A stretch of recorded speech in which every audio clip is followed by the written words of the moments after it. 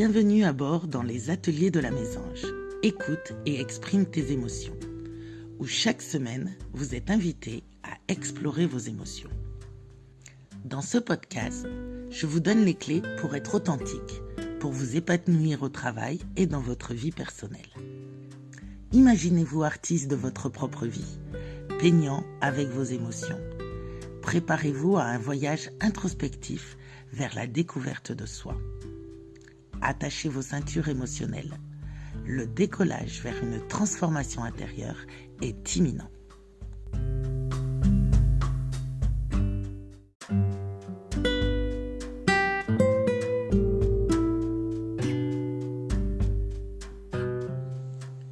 Bonjour, nous voilà à l'épisode 7. L'équilibre relationnel essentiel, sauveur-sauvé. Ça vous dit quelque chose? Cette notion de sauveur-sauvé. Quand quelqu'un te dit « Tu veux de l'aide? Attends, mais si, je vais le faire. Oh, tu vas pas bien là, je m'en charge. » Eh bien, c'est un concept souvent abordé en psychologie dans le cadre des relations interpersonnelles et dynamiques de codépendance. Dans une relation de sauveur-sauvé, tu adoptes le rôle du sauveur en cherchant activement à aider, à soutenir ou à sauver une autre personne. On est tous un peu comme ça. Après avoir discuté du donner et du recevoir dans notre précédent épisode, le numéro 6, explorons maintenant un autre aspect de ces relations. Le concept du sauveur-sauvé. Le sauveur peut ressentir un fort désir de venir en aide aux autres, parfois au détriment de ses propres besoins et limites. Elle peut se sentir valorisée ou importante en se positionnant comme le sauveur de quelqu'un d'autre. D'un autre côté, la personne qui est sauvée peut être, elle, celle qui semble avoir besoin d'aide ou de soutien. Elle peut être dans une situation difficile ou avoir des problèmes personnels. Et elle accepte souvent l'aide offerte par le sauveur. Parfois, elle peut devenir dépendante de cette aide ou se sentir incapable de résoudre ses propres problèmes sans l'intervention du sauveur. Cette façon d'agir peut créer des relations déséquilibrées et malsaines, où les limites personnelles ne sont pas respectées et où les besoins individuels ne sont pas pleinement pris en compte. Le sauveur peut se retrouver à se sacrifier excessivement pour les autres, tandis que le sauveur peut se sentir dévalorisé ou impuissant. Il est important d'explorer ces dynamiques de sauveur-sauvé, car elles peuvent conduire à des schémas relationnels répétitifs et à des difficultés dans les interactions avec les autres. En prenant conscience de ces schémas et en apprenant à établir des limites saines, tu peux travailler à construire des relations plus équilibrées et enrichissantes. Voyons voir. Tu es le conseiller constant qui a tendance à prendre en charge les problèmes des autres. Tu te trouves toujours prêt à donner des conseils et à résoudre des problèmes, même lorsque cela ne t'est pas demandé. Tu peux avoir du mal simplement à écouter sans proposer de solution. Tu es dans le sacrifice constant qui a du mal à établir des limites personnelles. C'est-à-dire tu te sacrifies régulièrement pour aider les autres, que ce soit en termes de temps, d'énergie ou de ressources, sans considérer adéquatement tes propres besoins.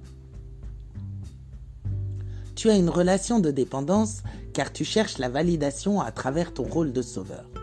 Tu t'engages fréquemment dans des relations où l'autre dépend fortement de toi pour résoudre des problèmes ou pour obtenir des soutiens émotionnels. Tu as besoin de validation quand tu te ressens dans la culpabilité, lorsque tu ne peux pas aider. Tu recherches constamment des situations où tu peux te sentir valorisé en venant en aide aux autres. Tu pourrais avoir du mal à te sentir bien dans une relation où tu n'es pas perçu comme le sauveur.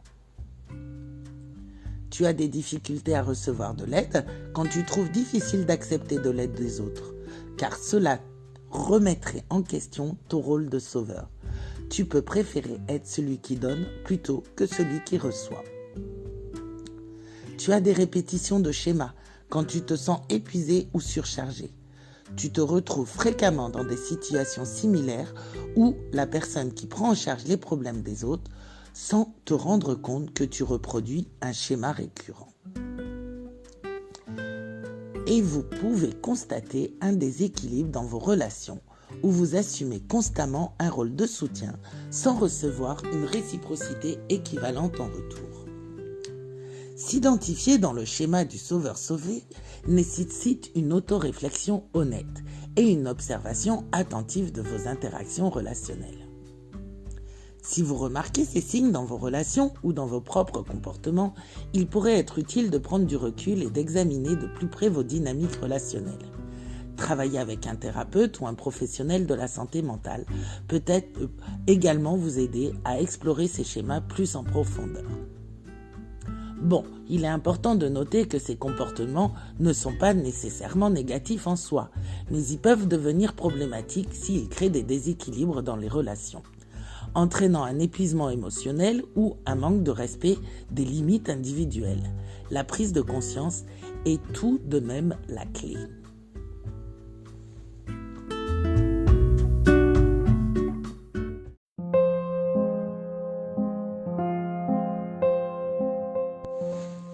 Nous allons faire une petite méditation histoire de vous centrer pour essayer d'éclairer l'équilibre dans vos relations de sauveur-sauvé. Avant de commencer, assurez-vous d'être dans un endroit calme où vous ne serez pas dérangé et surtout ne conduisez pas. Asseyez-vous confortablement, fermez les yeux et concentrez-vous sur votre respiration. On inspire par le nez et on souffle par la bouche. Prenez quelques respirations profondes pour vous détendre. Imaginez-vous entouré d'une lumière douce et apaisante. Visualisez cette lumière qui enveloppe tout votre être, vous apportant calme et sérénité. Vous êtes bien ici et maintenant. Imaginez-vous dans une situation où vous aidez quelqu'un. Ressentez la chaleur et la compassion qui émanent de votre cœur. Visualisez-vous offrant votre soutien de manière équilibrée et bienveillante, en respectant vos propres limites. Prenez quelques instants pour réfléchir à votre relation avec les interactions avec les autres et les sentiments qui y sont associés.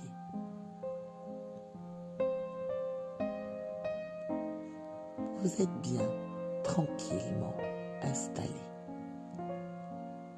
dans votre bulle de lumière.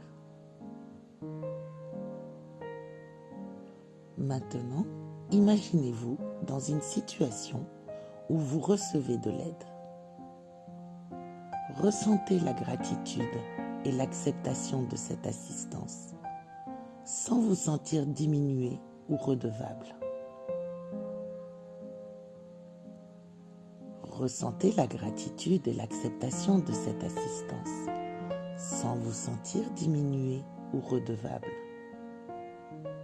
Prenez quelques instants pour réfléchir à votre propre relation avec ce concept de sauveur-sauvé. Observez les schémas récurrents dans vos relations, dans vos interactions avec les autres et les sentiments qui y sont associés. Maintenant, imaginez-vous équilibrant ces deux aspects dans vos relations. Voyez-vous en train de donner de manière authentique et altruiste, tout en étant capable de recevoir avec gratitude et humilité lorsque cela est nécessaire? Prenez quelques instants pour ressentir cet équilibre entre donner et recevoir. Ressentez la paix et la plénitude qui accompagnent cette harmonie dans vos interactions relationnelles. Tu es bien ici et maintenant. Tu as pu t'imaginer différentes situations. Soit c'est toi qui donnais, soit c'est toi qui recevais. Qu'est-ce qui est juste? Qu'est-ce qui est bon pour toi?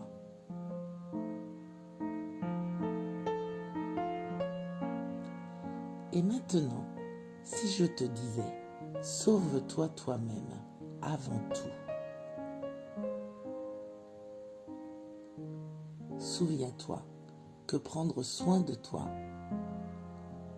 toi-même, est essentiel pour pouvoir être présent et soutenir les autres de manière saine et équilibrée. Prends le temps de t'écouter, de te respecter, de respecter tes propres limites et de t'accorder le soutien et la compassion que tu offres généreusement aux autres. En cultivant ton bien-être émotionnel et en équilibrant tes interactions relationnelles, tu pourras vraiment rayonner et aider les autres de manière authentique et significative. Tu vas pouvoir réouvrir les yeux tranquillement, à te remettre à cet instant où tu es dans cette pièce, dans cet endroit.